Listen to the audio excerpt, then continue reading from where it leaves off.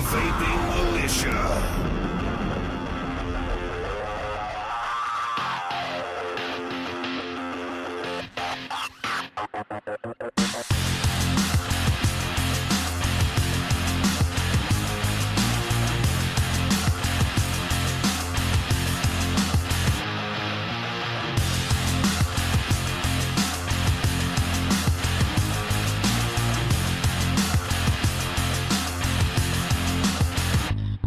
And now for your hosts, Mondo, Robin, and Knock.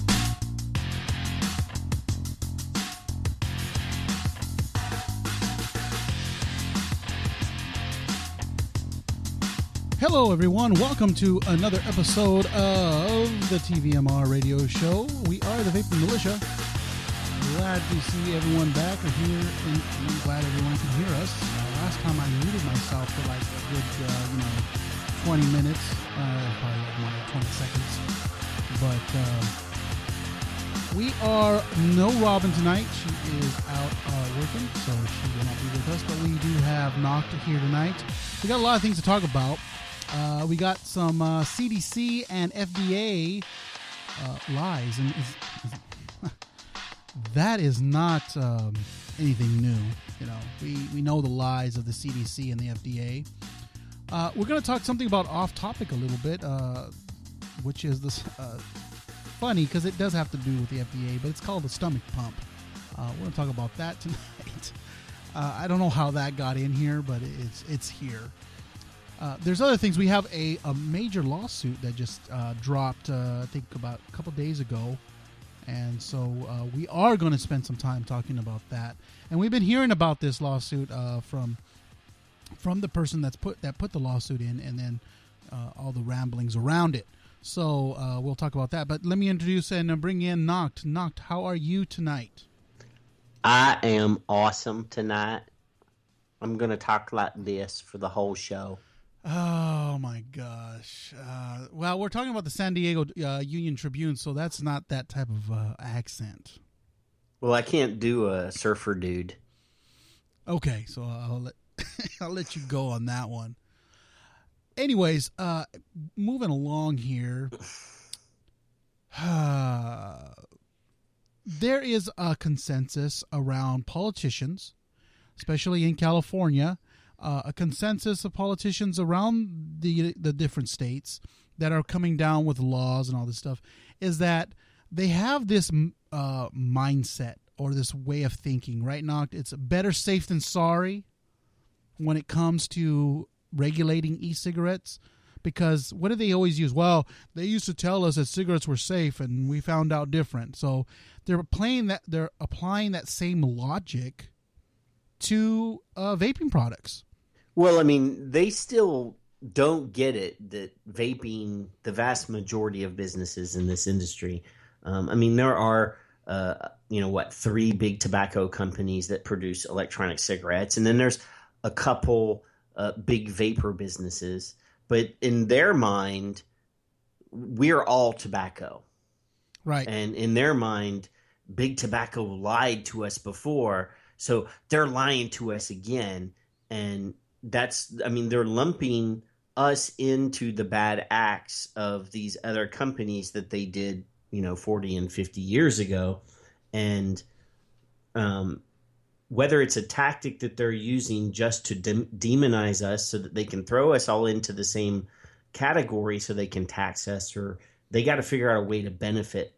And either that means they're going to use that whole narrative as an excuse to get rid of us, or they're going to use that whole narrative to, punish us by taxing us to the point where they can benefit from it. So, yeah, I mean, they use that same sort of thing. Well, we have to save the children, and they lied to us, and we don't know what's in it. It's the same sort of horrible thing that they're using. Right. And, 40 or 50 years from now, after all these politicians are dead and in the ground, and the truth does finally reveal itself, they're going to be going, oh, well, we shouldn't have listened to that dirtbag from West Virginia, or that dirtbag from California. There's a couple dirt bags in California, right? Yeah, we got a lot of them. And I would say most of all the Senate in California is dirt bags. But one thing that I've noticed is this is where we get caught in a catch-22 because a lot of the politicians, especially here in California, and I know in other states that have these laws have come down, like Indiana and and all the different ones, that the burden of proof is on us, on our products, the ones that produce the products, the manufacturers of the actual mods, the manufacturers of e-liquids. We have to show them they cause no harm, and that's why we're making them available to the public. We have the burden of proof on us. And yet, when we do give them the scientific and we do give them the reports, they tend to say, yeah, they don't mean anything. So it's like, damned if you do and damned if you don't.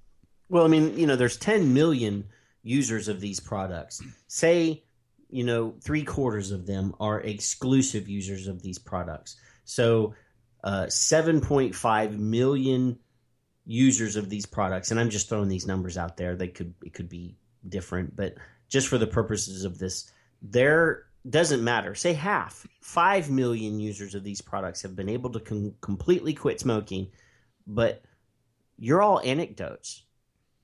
That's in their mind. The proof that you're not buying cigarettes and you're only vaping doesn't mean anything. You're in their mind. You're not a scientific study, and you haven't been peer reviewed. So you're just an anecdote, and that's the argument that they use. Right. And they never take into account. This is the one thing I always like is when we hit them with a scientific study, it's usually not an American study, mainly because to conduct research in an American university and have American scientists do it, it costs millions of dollars. Chinese researchers, other researchers in other parts of the world don't cost nearly as much as our researchers do. And I don't know if that's a sign of corruption in our system, because it costs so much to get a clean study through, because they're so used to getting paid off by public interests or special interests and corporations that they're going to charge us big dollars to get a study through. And that's how it works. You got to basically give the scientists so much money to conduct the study so that somebody else doesn't come in with a higher amount of money and say, oh, well, we don't want that study to look good. I mean, is that how it is? You know what? And you think about it. Do you really going to I live in California. This is my state. I love my state. But when it relates to vaping products, do you really going to believe any information coming out of California?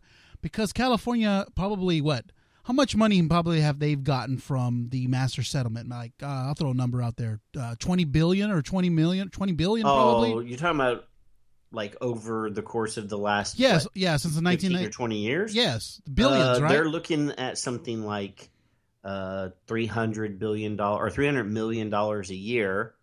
Oh my god! So yeah, you're in the billions already. Yeah, I mean they're collecting a lot of money. Master settlement, and then you throw in tobacco tax. Why would they interfere? See, vaping products interfere with that, right? Yeah. Okay. I guarantee you that they've probably taken out bonds on that, and they can't afford to pay it back. So why would I believe any information coming out of California, but when they've been receiving billions of dollars from the master settlement agreement? Why should I believe the FDA and anything that they do now? Because now you got the current, I don't know if is it current or just former heads of the agency under an investigation being sued under the RICO law, and both Johnson & Johnson and GlaxoSmithKline being a part of that, with Levaquin and Avendia, two drugs, Avendia being a diabetes drug, saying that it was cleared and removing warning labels, and now they found out it was killing people. Well, there's the one you're talking about, that one RICO case but I did a little research, Uh-oh. and currently there are at least 5 other cases where current FDA people are being investigated and tried for corruption and RICO. And then there are a number of other civil lawsuits going against current and past members of the FDA. So here's the thing, we're filing all these suits, Yeah. and we'll talk about one later, but we have, the Right to Be Smoke Free Coalition lawsuit is somewhere getting ready to be filed. Then we have the Lost Art suit, the Nicopure suit, the 2 suits from the 2 premium cigar companies have been filed. The FDA is used to being sued. Yeah, exactly. And for them, it's just business as usual until, if the RICO case, those cases are criminal cases. Yes, that's a little bit different. Those are different than civil cases where it's just you're going to pay restitution to the families or whatever. You're going to be fined. But the criminal cases are important. There's one that I was reading about, and I talked a little bit about it a while back on my Son of Liberty show, but it was about a pelvic mesh that they implant in women, and there were multiple deaths. And the person that's named in that suit, and it's a RICO suit, is still working for the FDA. Really? Yes. So I don't know whether they're on unpaid leave or paid leave or anything like that. The article didn't say anything about that. But yes, that the person that's named in that suit is still employed by the FDA. And on those lines, we're gonna do a detour right now, and this has nothing to do with vaping, but yet it kind of does. If you look at it retrospectively, the FDA didn't know if anybody knows this. The FDA just approved a stomach pump for people that are overweight. This is a strange thing. Okay, this pump is stuck into your stomach. I'm not sure if it just goes right through your right there where your belly's at or whatever. It goes into your stomach, and just in a nutshell, what it does is that after you eat, you turn on the pump, and it will extract all the digestive food, and it has a tube that comes out, and you put the tube into the toilet, and it shoots all that gastric stuff into the toilet, and then it has a bag of water that you put, I guess you fill at some point, and you squeeze that, and that shoots water back into your stomach to dislodge any more food or whatever, and then you turn the pump on again, and then it's like you're getting roto-rootered. Okay, so that you can lose weight. It's a weight loss thing, and it's an FDA approved, very strange way to lose weight, and it's almost like a safer form of bulimia. If you're it's so. You think about that. If they are encouraging this, if you are bulimic, then you can put this. You don't have to, make yourself throw up, right?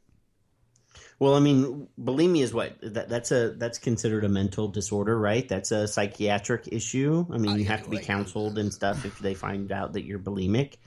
Yeah, but it's not just a mental; it's also physical. Do you get addicted to throwing up? I mean, there are people that are there's people that are addicted to throwing up.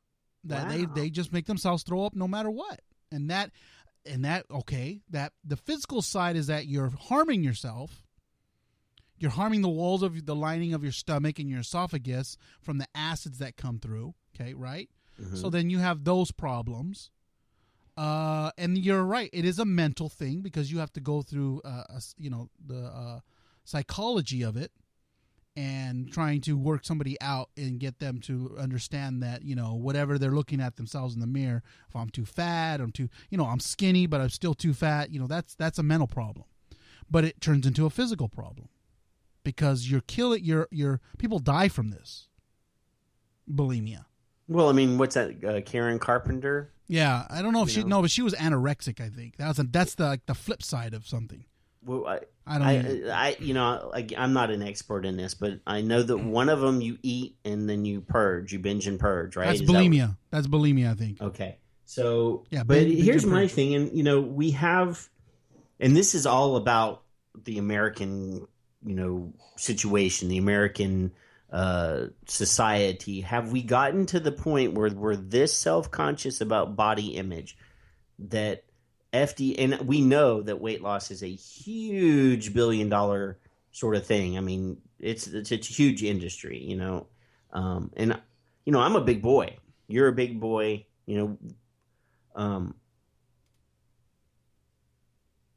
I know I need to lose weight, but I know I wouldn't put myself through something like that to do it. I mean, I'm going to lose weight, normally by exercising or dieting, but I'm just, is this just another money grab for FDA, or is this another money grab for another industry that will line FDA's pockets? But can you also say that this is a safer alternative to bulimia? Because you're not going to be going through your stomach and all this stuff. And, again, FDA says, well, we need something safer for bulimics, so we're going to, do this pump. But the smokers still can't get a safer alternative to smoking because now they're trying to get rid of vaping. Well, because they still say vaping is the same thing as smoking.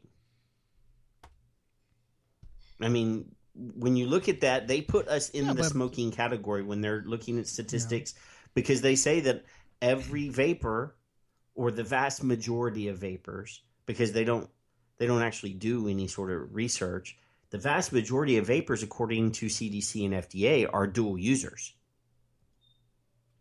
That's what they say. Yeah, that's exactly what they say. So, I mean, if you... for them, and I was listening to something the other day, and I was like kind of dumbfounded, but it was another podcast, and they were talking about as part of the approval process, we have to prove that we don't cause initiation of use, that the marketing of our product, the health impact on public health, one of the things that they have to prove is that we are beneficial to the public health and that we do not create new tobacco use initiation. We don't initiate new tobacco use. So that's nearly impossible. Right. It is nearly impossible. And if you go from one tobacco product to another tobacco product, are they saying, and this was worded very vague in that broadcast, so I'm not real sure, but are they saying if you go from, say, a vapor product to snus, you're a dual user? You don't ever have to smoke a cigarette to be considered a dual user. And it was very vague, so I'm not real sure. Well, see, the thing is, as we come back into the vaping arena here, what we're finding out from California, especially because this article is from California, San Diego Union Tribune, saying that they passed these laws to be safe, and if they find out later on that the vaping is safer than smoking in their opinion or in their mind, and that it does not cause all the carcinogen harms and all that stuff, then we'll go back and look and see if maybe we can adjust the law. And that's the better safe than sorry viewpoint. And but you know this. You know they're not going to go back and do that. And even if they did, if 10 years down the road they said, "Oh, you know what? We made a mistake and vaping is so much safer than smoking," there's not going to be any industry. Everybody's dead. Right. Yeah, so it doesn't matter. All the businesses are going to be gone. Yeah, exactly. So, I mean, this is going to sound horrible, but we have a 2-year lifespan. If we do not win any of these lawsuits, if we do not get expiration date, a legislative alternative passed, if HR 2058 or the Cole Bishop or whatever gets introduced in January with the new Congress, because, I mean, really, you know, HR 2058, if it doesn't pass by the end of the current Congress, there won't, I mean, we have to wait until after the new Congress gets instituted in January. And then, you know, Mr. Cole will have to reintroduce his bill, hopefully with all the current co-sponsors that are on it, if he chooses to, you know, put it back out there. But if none of that stuff works, if we lose every lawsuit, if none of the legislative items work, we have a 2-year lifespan. Yep, we have an expiration date. Let me ask you something, Knock, real quick. So these 6 bills passed. They were signed into law by Governor Davis. I keep saying Davis, fucking Brown. What can Brown do for you? Can there be a lawsuit filed against those ones that have been written into law? Well, I'm sure that you could. You'd have to figure out a way to. Because I remember in California they passed a law at one time to. It was on ammunition in California. They passed the law, and then somebody sued, and the judge overturned that law and said, "No, you can't do that." Right. So, my thing is this: in California, where's the lawsuits? If they're there would have to be some sort of legal wrangling to figure out what you could sue. Maybe they can't. Maybe the law is so foolproof that they can't sue against the law. I don't know. I'm not an attorney. Yeah, so and I don't even play one on TV. I didn't even stay at Holiday Inn Express last night. I play a podcaster on TV. That's what I play. But the right attorney, I'm sure, could figure out. There's got to be a way, and whether it has to do with, because I've heard from a lot of people in California when I was at VaporCon West in Reno, that if something like this were to happen, there would be immediate lawsuits, and there's no immediate lawsuits.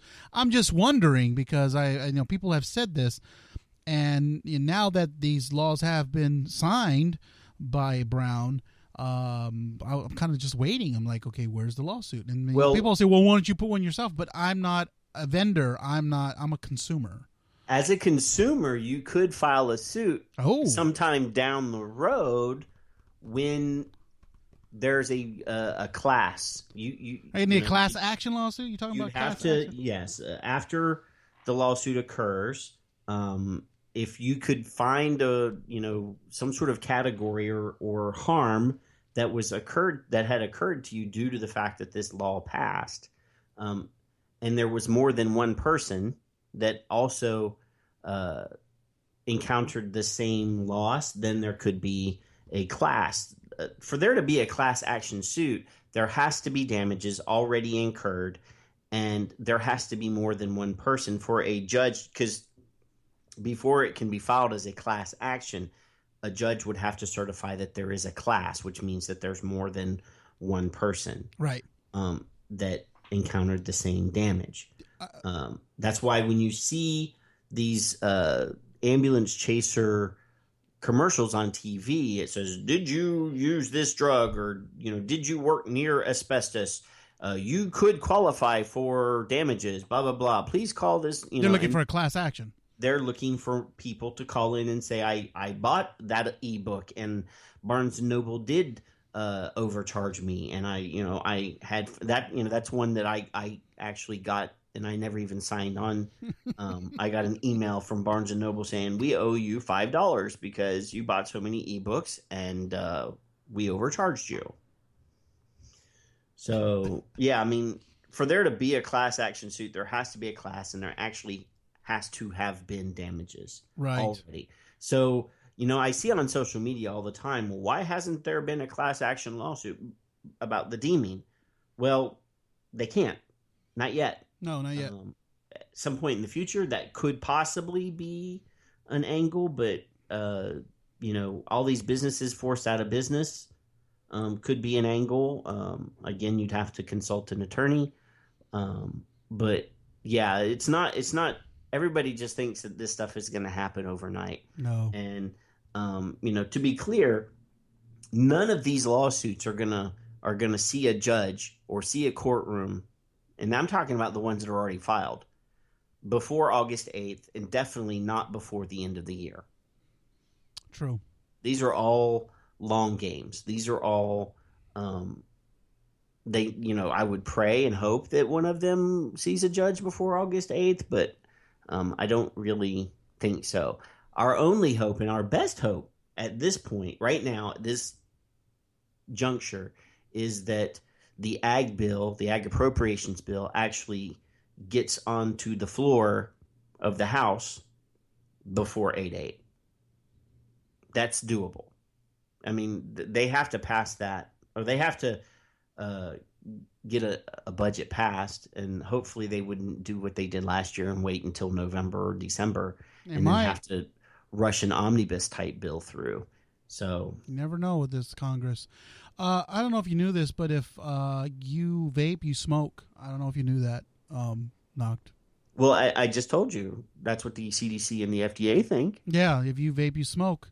Not just them, but public health. Who are we fighting right now? We're fighting against public health. I mean, Detroit Public Health put up a billboard claiming the same thing that we're saying right here. If you vape, you smoke. They've got a lot of vapors coming after them right now. They've posted on their Facebook, giving them one stars and comments. There's like, I don't know, 2,000 or something like that. Yeah, they swatted a hornet's nest is what they did. They messed up bad, and all of the advocates, Greg Conley, Joe, us, Yep.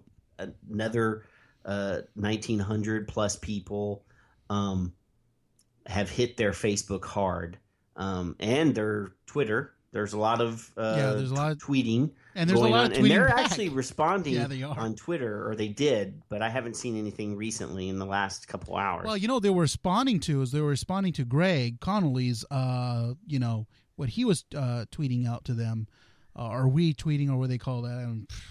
I'm not a Twitter guy, but yes, there was that dialogue going on, but also Reuters is reporting, and this is what they're saying, that a new study shows that older teens experimenting with e-cigarettes are 6 times more likely to try regular cigarettes within 2 years than those who have never puffed on the device. Do you believe that? Do you believe that statement? I don't believe that in any way, shape, or form.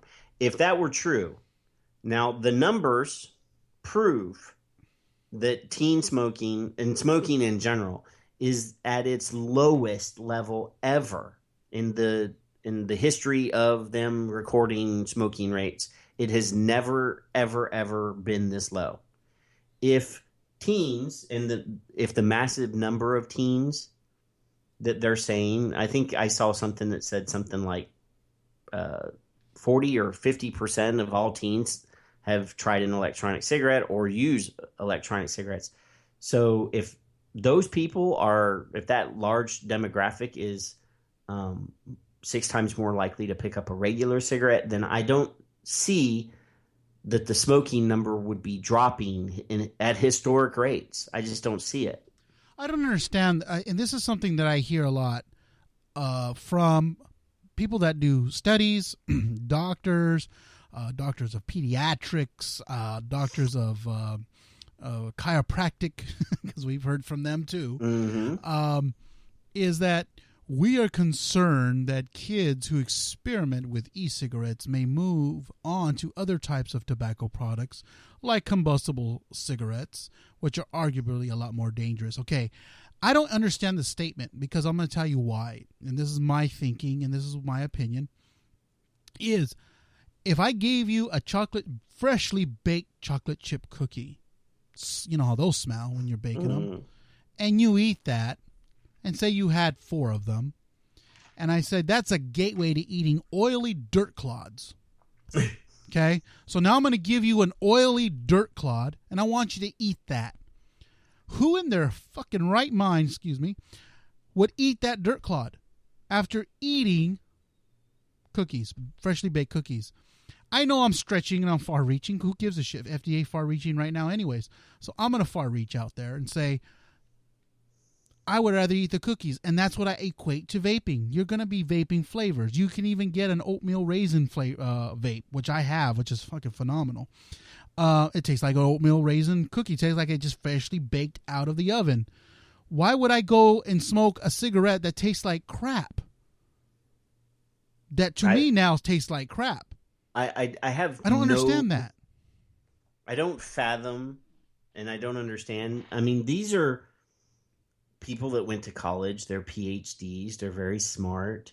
I don't understand how they are putting this through their own mental processes. You know what I'm saying? Excuse me. They're making statements that have no logical basis. And it's either A, that they've never picked up a cigarette, so they don't know how shitty one tastes. But here, put it this way. I mean, as a smoker, I didn't realize that my cigarette tasted so bad. True. And it wasn't until I picked up an e-cigarette and vaped for, a month or two that I realized that I could taste stuff better, that, I smelled my old clothes and I was like, oh my God, this is what I used to smell like. So I don't know, in their brain, maybe a cigarette is so enticing and addictive to somebody when they taste one the first time. And, you do have to admit that, and I'll play the devil's advocate here. All right. That when you smoke a cigarette, that first one, you coughed and it was harsh. And then when you were done, you were like, oh, that was horrible. Give me another one. You know what I'm saying? I know what you're saying. Because it did, that the nicotine hit your brain and it hit all those pleasure receptors and the MAOI receptors. And they're like, oh, this, that sucked, but give me another one, and maybe they're thinking that's what's working with. See, I have a different. I don't get the same experience when I vape. You know what I'm saying? Right. Yeah, I exactly know what you're saying. It's not nearly as strong a pull, and that's one of the reasons why it helps people quit, because cold turkey is hard. Quitting cigarettes is one of the hardest things that I ever had to do. And when I picked up my first e-cigarette, it was at like 36. And it still didn't give me exactly the same feeling that a cigarette did, but it was enough that I didn't need that cigarette anymore. You know what? I would put it to, and I'm going to tell you from my own experience, and I don't know if anybody would identify with what I'm going to say, is that when I started smoking cigarettes at 13, it had nothing to do with if it tastes good or the receptors, and that probably did play a part in it too, because we don't know, because we don't really think about that stuff. We're 13 years old. But what I do remember is the cool factor. Like, Did you look cool? That I look cool. I look grown up. I was with the in crowd. All the other people were smoking too, so I had to, the peer pressure of that. And I became a chain smoker. And when I was 20, I think it was 19. I was a chain smoker, man. I would be halfway through a cigarette before I was lighting up another one. Oh, and when you're hanging out with your buds. Yeah, you thought you were badass, and you got one cigarette in one hand and one cigarette in the other hand. Yeah, and one hanging off your lip. Now, how long ago did you quit smoking? I quit all tobacco products about 3 years ago. So it's been 3 years since you looked cool? I found out that smoking didn't make me look cool. I found that out. I look better. I look cooler without smoking. Well, especially if you got like a fancy. Here's the thing.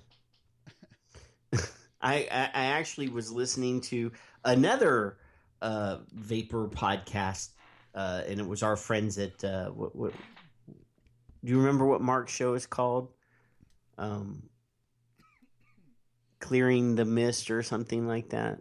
Yeah, I can't remember off the top of my head. Yeah, Joe's been on it a couple times, but last night they were talking about cloud chasing, and they had a cloud chaser advocate that's donated, a lot of winnings from his cloud chasing events to different advocacy groups, to us. And anyway, they were talking about how, and this might be a reason why a teenager would go from smoking or from vaping to smoking, and whether it's peer pressure because of, he said that people used to pick on him, and he's not a teenager, because he used a lot of tube mods, and they would call it a robo dick or whatever, and people, his non-vaping friends robo dick would pick on him about it. And I don't know if maybe some of the cool kids picked on the vapor kids, if that's, and that's why they went to smoking. I don't see it though. Right. I don't understand that statement. I don't see them going from a nice flavored raspberry limeade to a, ashtray that tastes like crap. I don't see that logic, and I don't see kids doing that. Well, I don't know where they're pulling their data from. The vast majority of teen use that I've heard of, and the studies have shown, are vaping zero nic. Yes. So obviously, if they're vaping zero nic and they pick up a regular cigarette, then they're on the same chain that we were on, because they weren't nicotine users, and then suddenly they smoked a cigarette and it did all that same shit that it did to us, and that's why they become smokers. It's not that vaping had anything to do with anything. However, since teen cigarette use is at an all-time low, I just don't see it. The statistics don't bear it out. Yeah, and they're skewing those statistics because we know how the CDC and the FDA and public health work. And we didn't really care about that at one time. Before we became vapors, we didn't give a shit what the FDA did or how the CDC came up with their data or what public health. We always had that in our mind. Oh, public health is supposed to be for our good and all that stuff. And we're finding out public health is not for our good when it comes to this arena. Yeah. We've seen the viciousness of public health. We've seen the propagandists of public health.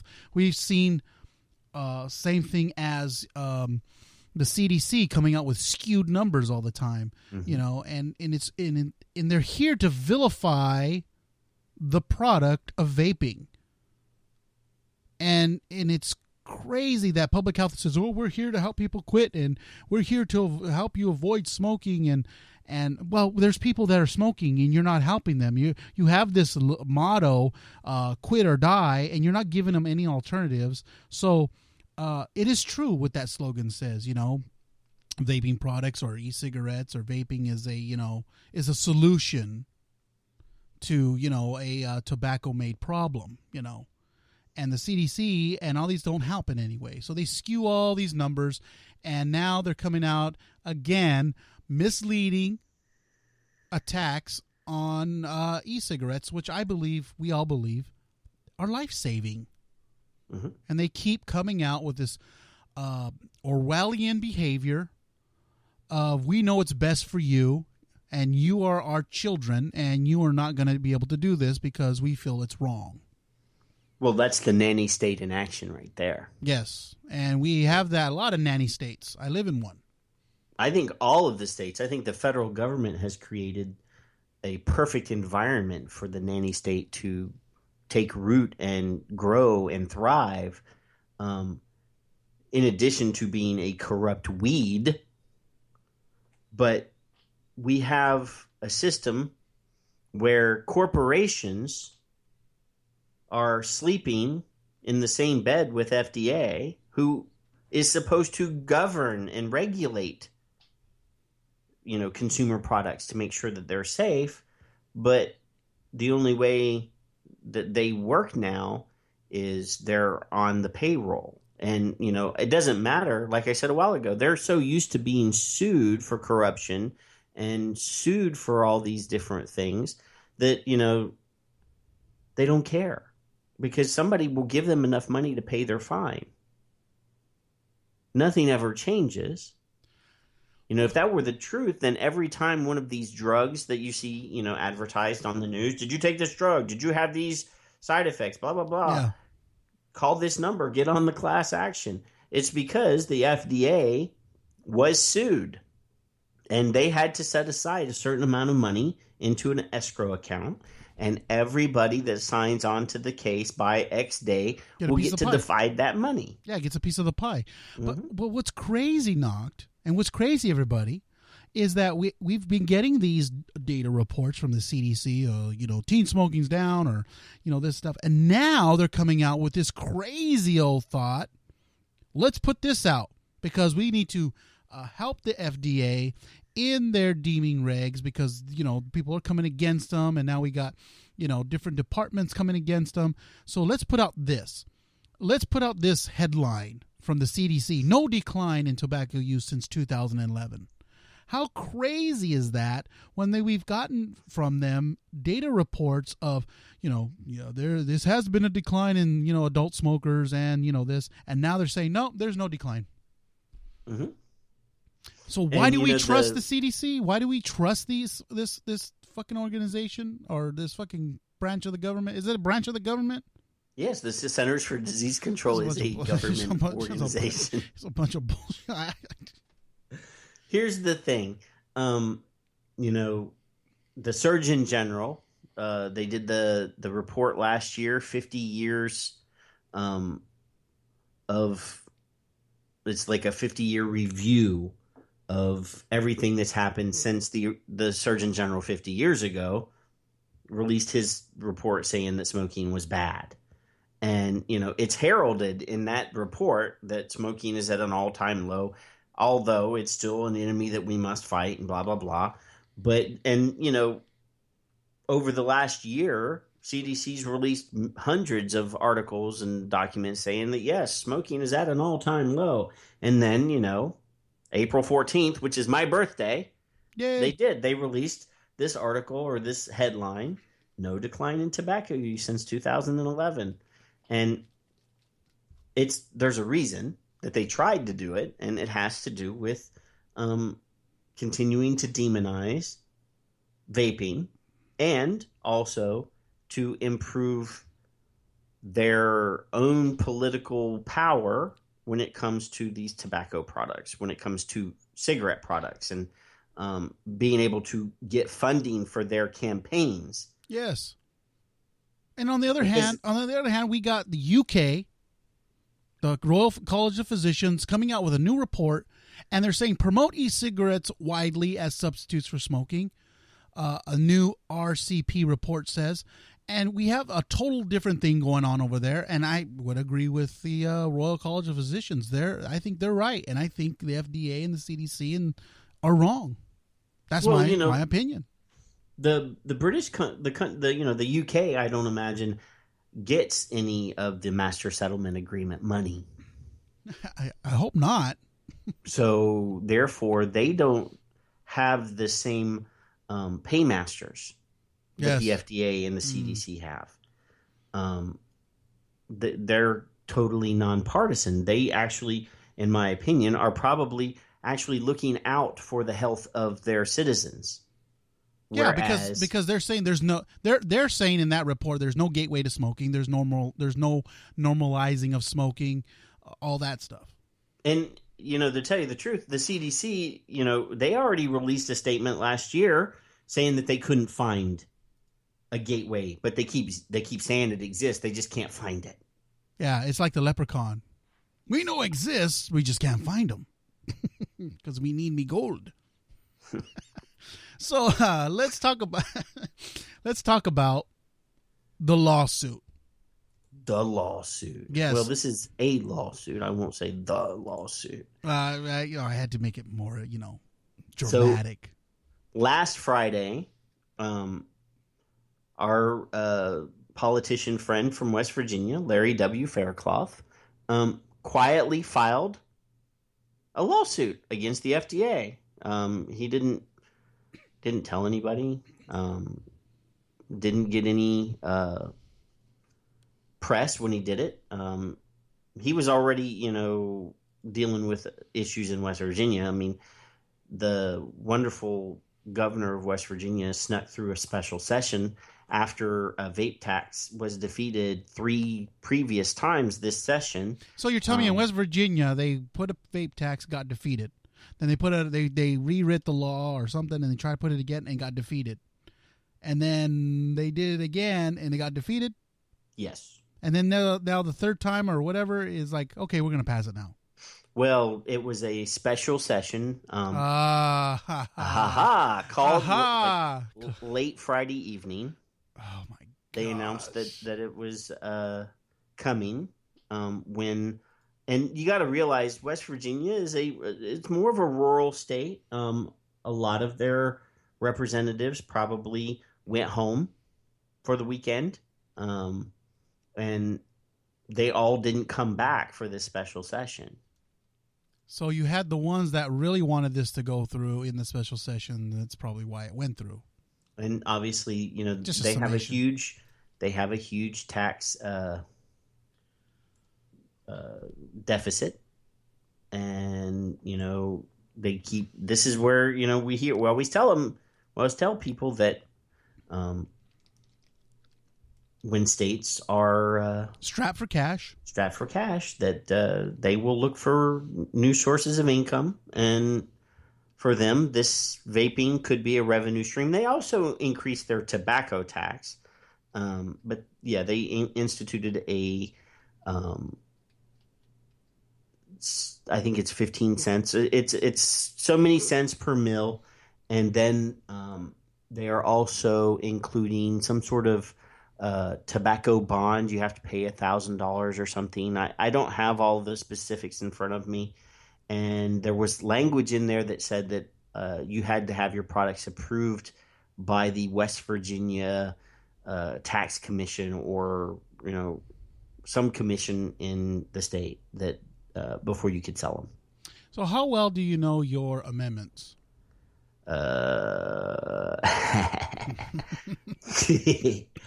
So we have so this lawsuit that was filed June 10th has several different angles. So they're going after the first attack of this 5-pronged attack, claims that there's a violation of APA, and that's unlawful statutory interpretations. And I'm not an attorney. I don't know that one. Which really and truly could, if you just break it down, unlawful statutory interpretations, he could be saying that they are interpreting a law that's already in place, maybe the Tobacco Control Act, and they're trying to include vaping as a tobacco product, and it's not a tobacco product. Maybe that's what that is. Yeah, we're not. We don't know for sure. We're just kind of just. I have the PDF open. Actually, I haven't had a chance to read the whole thing because this was thrown in. This was just produced today. That this was just made public today. So then there's another violation of APA, which is arbitrary and capricious agency action, which has to do. I understand this one. This is the FDA coming out essentially without considering the weight of their actions and without considering the impact their actions will carry on this industry and on the public health.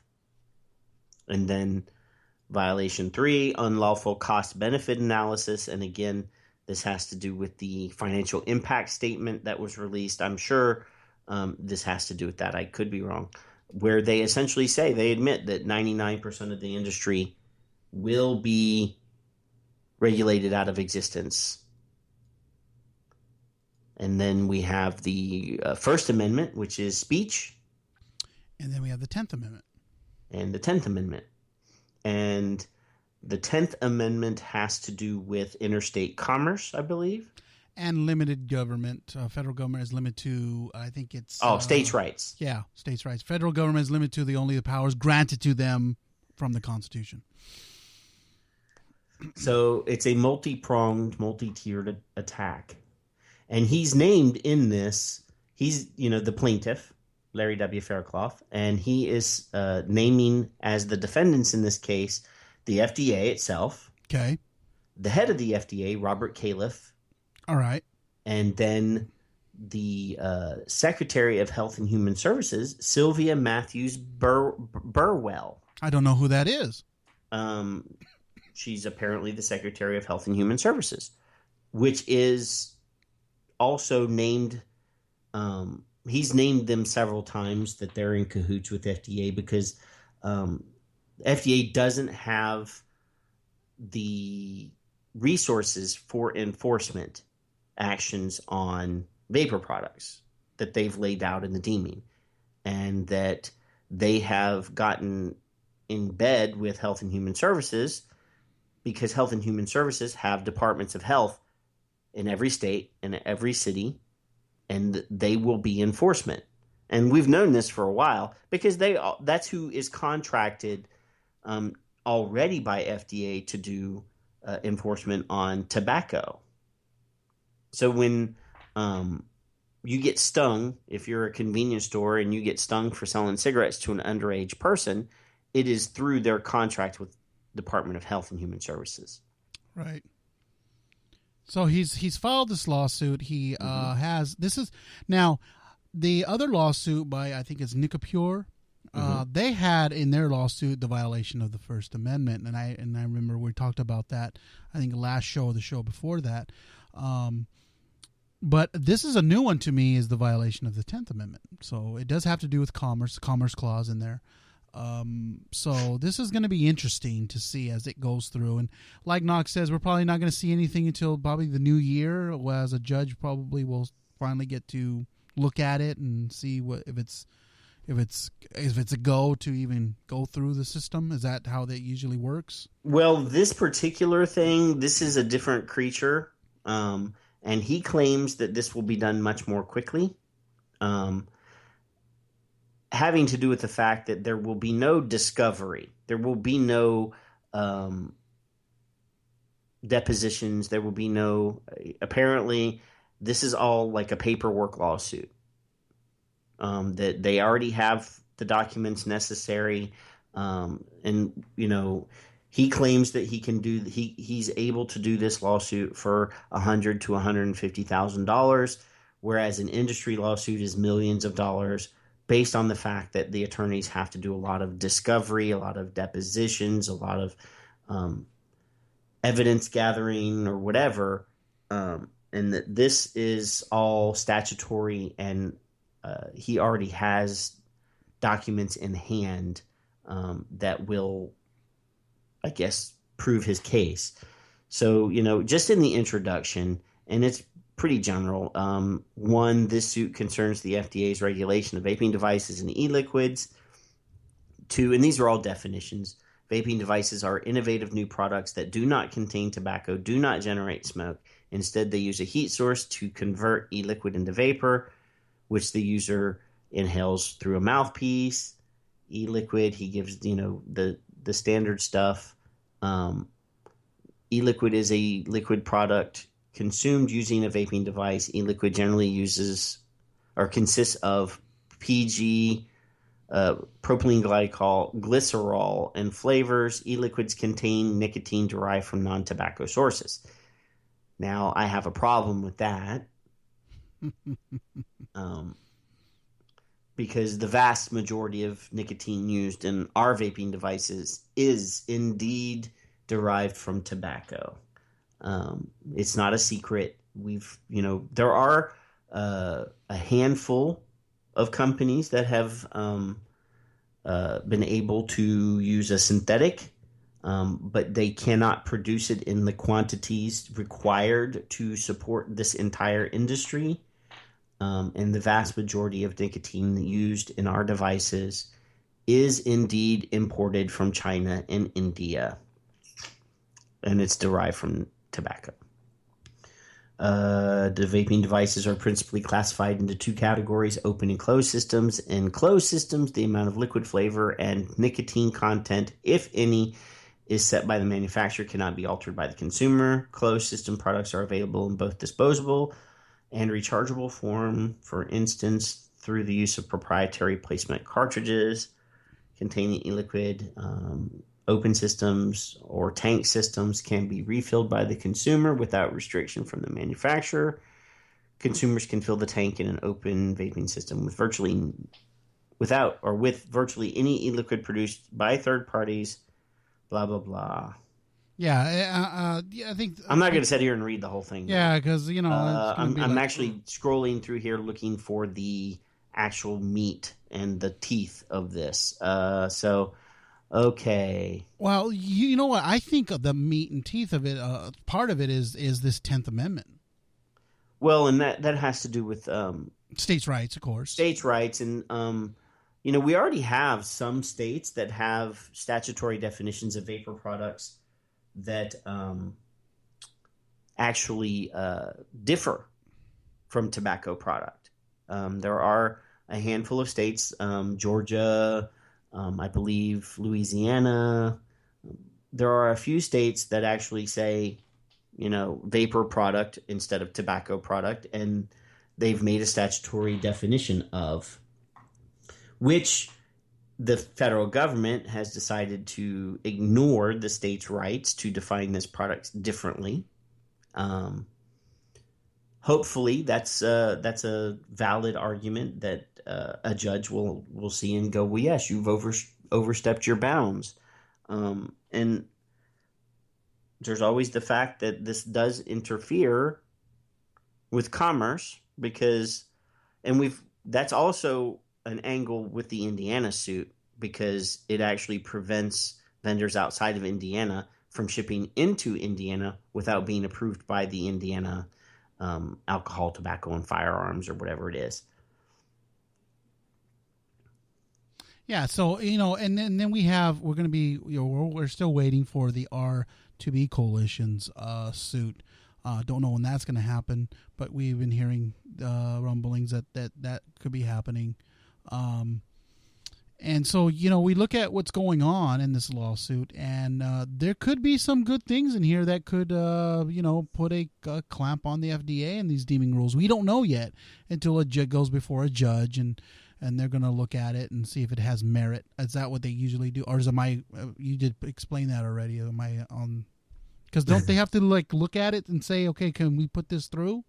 Well, a judge, he's filed the suit with the court. It's one of the U.S. district courts, and it's not like somebody saying, I'm going to sue McDonald's because it burned me so hot, and and then the judge says, no, this doesn't have merit, get the hell out of here. Well, he can do that on the first day of the suit if it goes to trial. Right. Okay. So what will happen is he's filed the suit. The attorneys for Califf, Burwell, and the FDA, if they have different attorneys, will actually read it. They will write up briefs countering the claims in here, and then a judge will look at it and decide, well, this is going to go to trial. Or he might write a letter saying, you guys need to work this shit out. You never know. That'd be funny if he did that. Wouldn't that be funny? Hey, you guys need to work this shit out. Like, well, excuse me, we've been trying to work it out with them for I don't know how long, and they don't want to listen to us. So fuck them. We're gonna sue the shit out of them, or try to. So I will read this. The last couple pages are basically what Faircloth is asking the government or asking the judge to do. So this is the relief. It says, wherefore plaintiff asked the court issue judgment in this favor and against the defendants to grant the following relief. A, vacate and set aside the deeming rule. B, and there's multi-parts here, declare that the deeming rule is contrary to and exceeds FDA's statutory authority under the Act and the FDCA. 2, the deeming rule is arbitrary, capricious, and an abuse of discretion and otherwise not in accordance with the law. 3, the deeming rule's cost-benefit analysis is unlawful. 4, and these are all the same thing, is contrary to the First Amendment, contrary to the 10th Amendment, and then there's C, which is a new subcategory. They want to issue a preliminary injunction enjoining enforcement of the deeming rule and prohibiting FDA from taking any action under the deeming rule pending resolution of this action on its merits. Expedite resolution of this action on the merits. And E, grant plaintiff reasonable attorney's fees and expenses. And F, award such further relief as this court deems just and proper. So so they want he's looking for an injunction against them. The judge will read this full thing and he'll get to that and he'll go, okay, so this has to be read and decided on before August 8th when enforcement will be initiated. So he's asking under C for the judge to put in a preliminary injunction preventing FDA from enforcing the deeming rules until this case is settled. Interesting. So, wow. Let me just put this out there to all those that are listening. Just because we are fighting with the FDA and there are lawsuits coming, we have some already on the books. And this Larry Faircloth is the latest one. We still cannot get complacent, okay? Because just the idea of victory, we can't be complacent in that. We must continue to be a watchman on the wall, to be vigilant, okay? And we have to be determined as ever to help those that are in the fight. And we've said this before. If Nickel Pure Labs has the Halo line of e-juice, if you like that line, keep buying that line. That helps them. I've always said this: our wallet as consumers helps the vendors that are in this fight. And just because we see something that is wrong, it doesn't mean it's automatically going to right itself. We have to help those efforts. And that, if that means, calling your congressman or your representatives, get them onto HR 2058, which is now bipartisan, which I've heard a Democrat has signed on to it. Because why? Because his constituents were probably calling him and saying, you need to sign on to this. And he listened to them. He probably heard their cries, and he says, this makes sense. So maybe that's why he did that.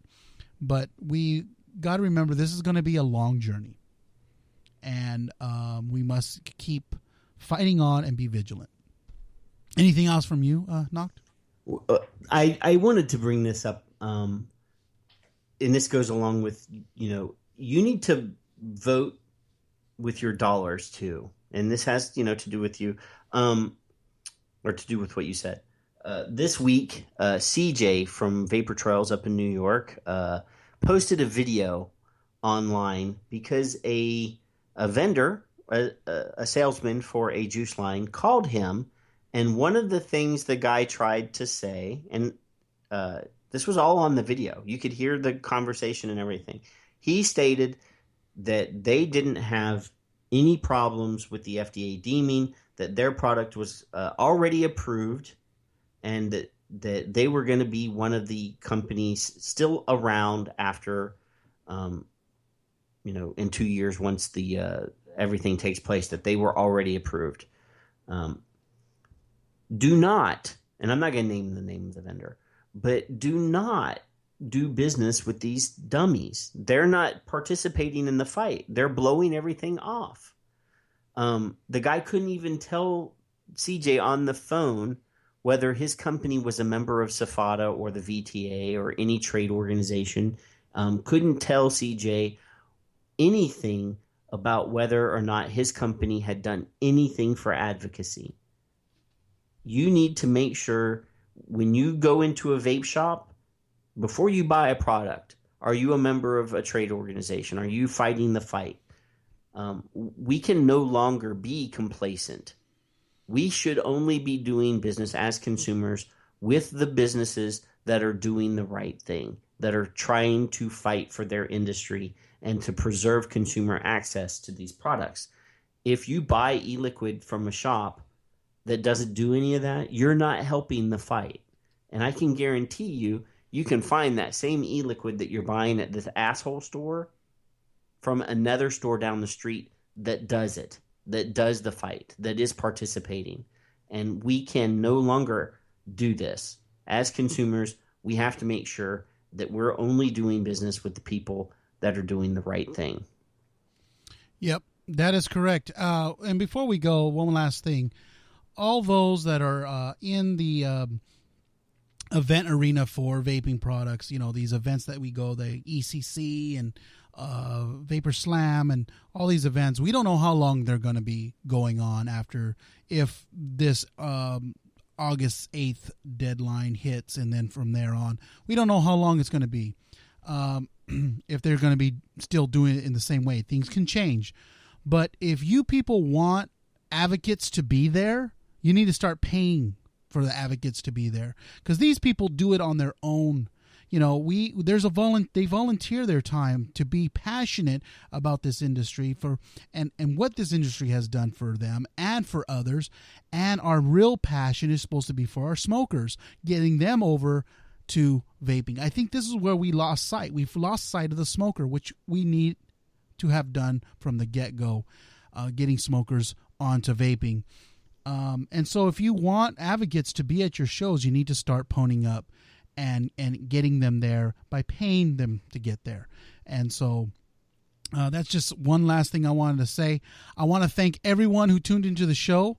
Thank you very much, Knock, for being here again. This is the Vaping Militia Radio Show, and you're listening to us on Spreaker.com, and you can listen to our podcast at our website, thevapingmilitia.org, and on our Facebook page, and also on iTunes. This is TVMR signing off. Good night, everyone.